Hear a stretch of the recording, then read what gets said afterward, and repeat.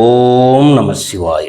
வணக்கம் நேயர்களே, அலர்மகள் அஸ்ட்ரோ சேனலுக்கு உங்களை அன்புடன் வரவேற்பது உங்கள் ஜோதிடர் ஸ்ரீ கந்தசுவாமி.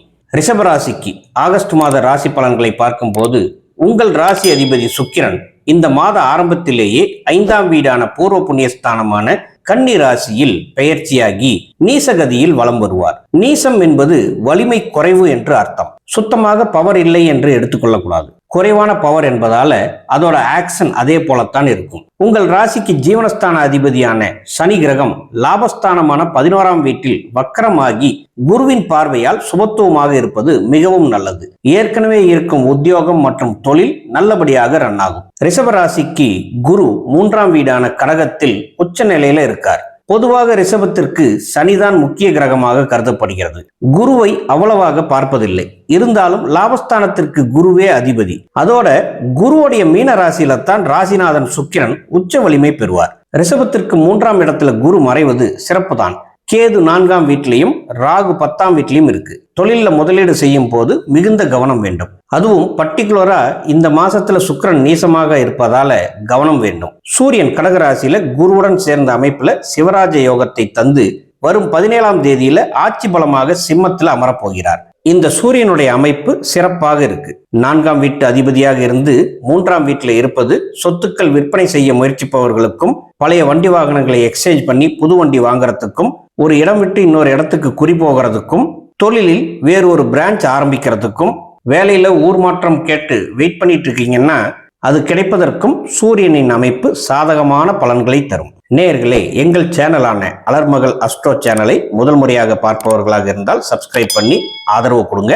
பல முக்கியமான ஜோதிட கருத்துக்கள் தொடர்ந்து வரப்போகிறது. அனைத்தையும் பார்த்து பயன்பெறுங்கள். ரிஷபராசி நேயர்களுக்கு இந்த ஆகஸ்ட் மாதம் தொழில் மற்றும் வியாபாரத்தில் வாடிக்கையாளர்களின் எண்ணிக்கை அதிகரிக்கும். அதனால உங்களுடைய தொழிலும் பிரபலமாகும், லாபமும் அதிகமாகும். இந்த மாதம் செவ்வாய் 2ஆம் வீட்டிற்கு பெயர்ச்சியாகி மிதுனத்தில் பகையாகும்.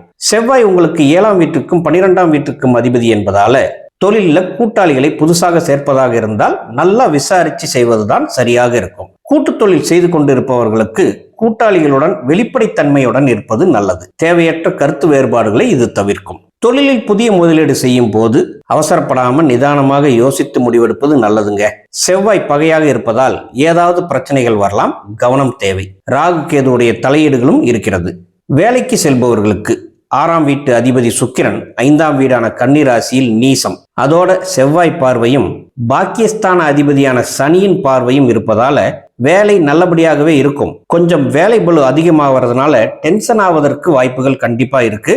அதனால கோவத்துல வேலை இடத்துல யாரிடமாவது சண்டை போட்டு பிரச்சனைகள் வரவும் வாய்ப்பு இருக்கு. கவனமாக இருப்பது நல்லதுங்க. புதிய வேலை தேடிக்கொண்டிருப்பவர்களுக்கு மாசத்தின் 2ஆம் பாதியில நல்ல செய்திகள் வர வாய்ப்பு இருக்கு. சுக்கிரன் நீசமாக இருப்பதால எதிர்பார்த்த இடத்துல வேலை கிடைக்கலைனாலும் கண்டிப்பாக ஏதாவது ஒரு கம்பெனியில வேலை கிடைச்சிடும். அதுவும் நல்லாத்தான் இருக்கும். ஆனா அதை ஏற்றுக்கொள்ளும் மனப்பக்குவத்தை வளர்த்து கொண்டால் இந்த மாதத்தில் சிறப்பு உண்டு.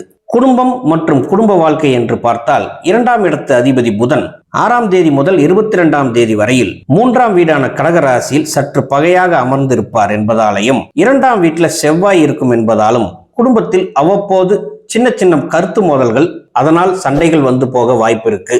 அதுவும் இளைய சகோதரர்களின் உறவுகளில் பிரச்சனைகள் வரலாம். அல்லது திருமணமானவர்களாக இருந்தால் கணவன் மனைவிக்குள் சண்டைகள் உருவாக வாய்ப்பு இருக்கு என்பதால பொறுமையும் நிதானமும் ரொம்ப முக்கியம். செவ்வாய் உங்களுக்கு 7ஆம் வீட்டுக்கு அதிபதியாகி 2ஆம் வீடான குடும்பஸ்தானத்துல பகையாவது திருமண வாழ்க்கையில் பிரச்சனைகள் வரும் என்பதை காட்டுவதால மிகுந்த கவனமாக இருப்பது நல்லது. பெரியவங்களோட வழிகாட்டுதல் கொஞ்சம் ஆறுதலை தரும். ஒரு புறம் இப்படி இருக்க, மற்றொரு புறம் வாழ்க்கை துணையால் வருமானம் உண்டாகும் அமைப்பும் இருக்கு. கணவனாக இருந்தால் மனைவிக்கும், மனைவியாக இருந்தால் கணவனுக்கும் வேலைக்கு போய் சம்பாத்தியம் செய்து பணம் தர வாய்ப்பு இருக்கு. திருமணத்திற்கு வரன் தேடுபவர்களுக்கு குரு உச்ச நிலையில் 3ஆம் இடத்துல இருந்து 7ஆம் வீடு, 9ஆம் வீடு மற்றும் 11ஆம் இடத்தை பார்ப்பதாலும் ராசி அதிபதி 5ஆம் வீட்டில் இருப்பதாலும் நல்ல இடத்திலிருந்து வரனமைய யோகம் உண்டாகும். குழந்தை பாக்கியத்திற்கும் இந்த ஆகஸ்ட் மாதம் சாதகமான அமைப்புல தான் இருக்கு. அதனால தாராளமாக இந்த மாத பிற்பகுதியில் குழந்தைக்காக பிளான் பண்ணலாம். நல்ல செய்தி தேடி வரும் சூழல் உள்ளது.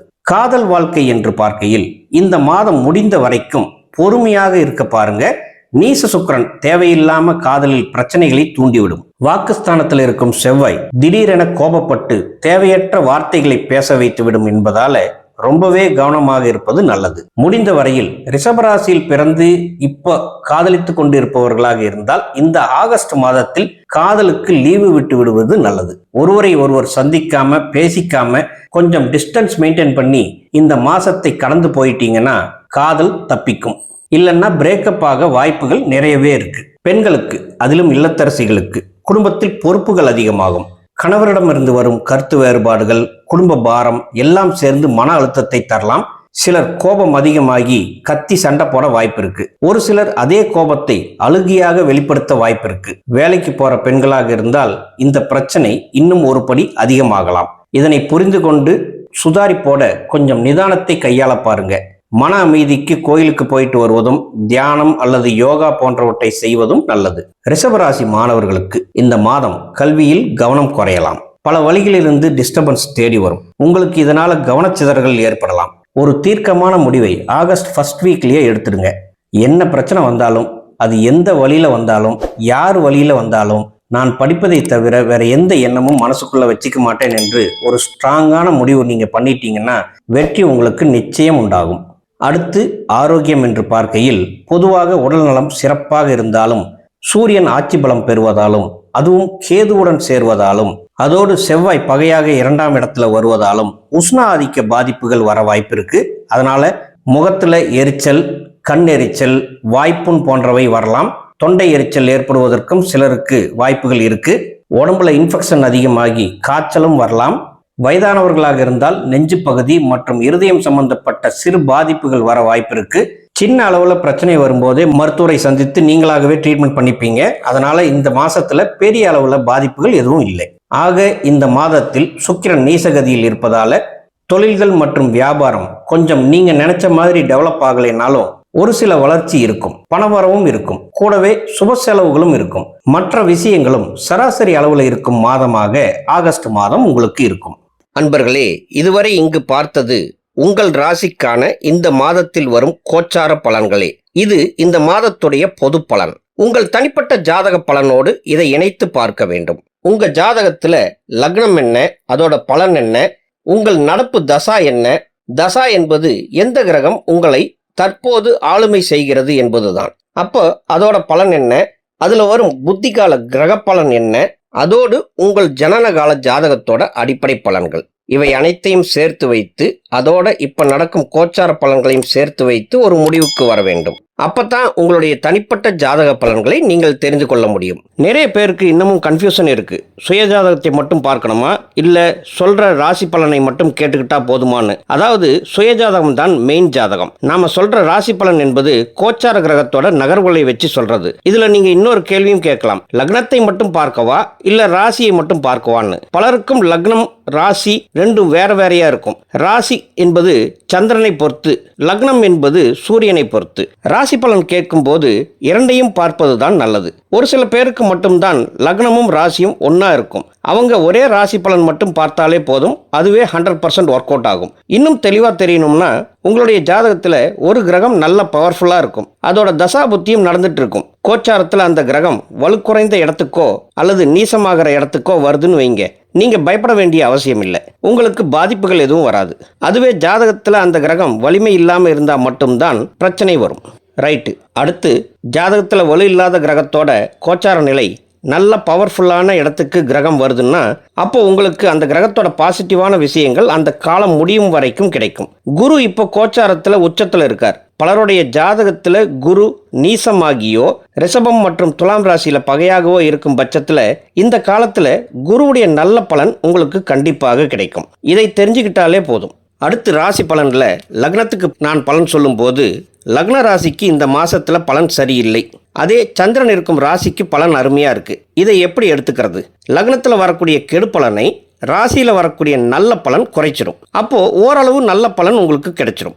ராசியிலிருந்து லக்னத்திற்கு மாற்றி வந்தாலும் இதை போலத்தான் நீங்க எடுத்துக்கணும். சரிங்களா? இப்போ உங்களுக்கு ஓரளவுக்கு புரிந்திருக்கும் என்று நினைக்கிறேன்.